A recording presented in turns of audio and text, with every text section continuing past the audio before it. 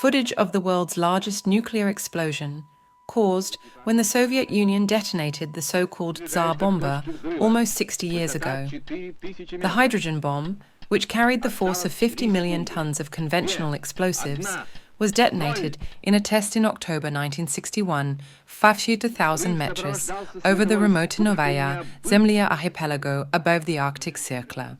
The footage shows an immensifier ball and a 60-km high mushroom cloud rising after the explosion lit up the sky.